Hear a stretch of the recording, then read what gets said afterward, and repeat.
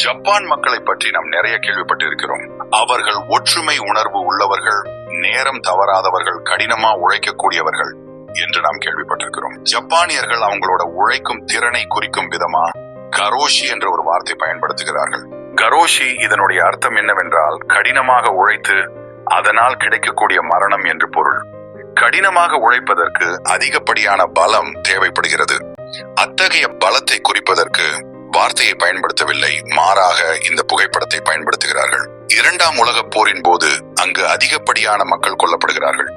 அப்பொழுது ஒரு ஜப்பானிய சிறுவன் போரில் இறந்து போன தனது தம்பியை அடக்கம் செய்வதற்காக அவனது முதுகில் சுமந்து கொண்டு நிற்கின்றான். அதிக நேரம் முதுகில் தனது தம்பியை சுமந்ததால் வலி தாங்க முடியாமல் தனது உதட்டை கடித்துக் கொள்கிறான். அதனால் அவனது வாயிலிருந்து ரத்தம் சொட்ட ஆரம்பிக்கிறது. அங்கு இந்த காட்சியை புகைப்படம் எடுத்துக் கொண்டிருந்த போட்டோகிராபர், உனது தம்பியை என்னிடம் கொடு, நான் அவனை சுமந்து கொள்கிறேன் என்று கேட்கிறார். அதற்கு அந்த சிறுவன், என்னுடைய தம்பி ஒன்றும் எனக்கு பாரம் அல்ல, அவன் எப்பொழுதும் என்னுடைய சகோதரன் ஆவான் என்று பதில் கூறுகிறான். இந்த புகைப்படமே இன்று வரை ஜப்பானியர்களின் பலத்தை குறிக்கும் விதமாக உள்ளது.